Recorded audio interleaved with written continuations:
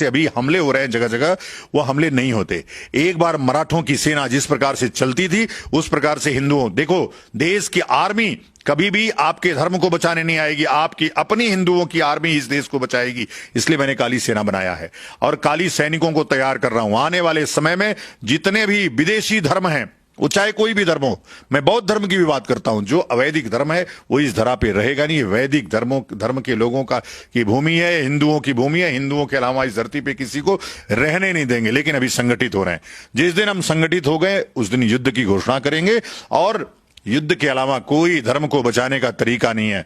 हमारे यहां धर्मो रक्षति रक्षिता, जो धर्म की रक्षा करता है वही उस धर्म उसी की रक्षा करता है। अहिंसा परमो धर्म, धर्म हिंसा तथैव च। अहिंसा परम धर्म है, लेकिन धर्म के लिए हिंसा उससे भी बड़ा धर्म है।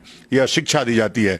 तो धर्म के लिए हिंसक बनना यह शास्त्र कहता है। इसलिए जितने भी लोग हैं, अब वो जरूरत है, कायरता से धर्म बचने वाला नहीं है। आप आकर के मराठों की तरह, पेशवाओं की तरह लड़िए, पुष्यमित्र शुंग बनिए। जिस तरह से उन्होंने बृहद्रथ की हत्या धर्म को बचाने के लिए किया और फिर से हिंदू धर्म, हिंदू राष्ट्र की स्थापना की, वैसे ही जितने बृहद्रथ घूम रहे हैं और जितने भी मूल्य घूम रहे हैं, सबको कत्ल करना पड़ेगा, सबको मारना पड़ेगा, तब जाकर के ये धरा भूमि, ये पुण्य भूमि बचेगी। ये तो फिर लोकतांत्रिक देश है, कैसे किसी का आप भगा सकते हैं? यह देश लाखों वर्ष पुराना है। लोकतंत्र इस देश में अभी 75 वर्ष, अभी अमृत महोत्सव मना रहे हैं, 75 वर्ष हुआ है और यह बलात् रूप से कब्जा हुआ है।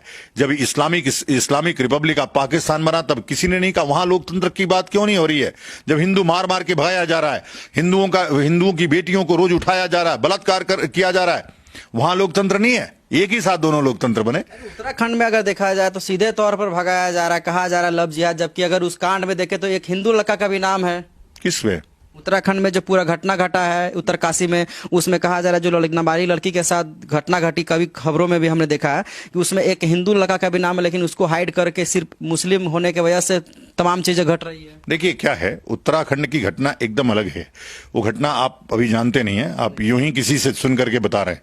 वो घटना पूरी तरह से लव जिहाद की घटना थी। नाबालिग लड़की थी जिसका अपहरण हुआ था, अपहरण करके वो घर में रखा था और घर में उसमें अपहरण करने में कोई हिंदू, अब ये जितने भी वामपंथी मीडिया है वो एक हिंदू लड़का है, उसका नाम छुपाया, वो हिंदू लड़के को लाओ सामने। वो कौन हिंदू लड़का जिसका नाम आ रहा है? एक भी हिंदू लड़का नहीं है।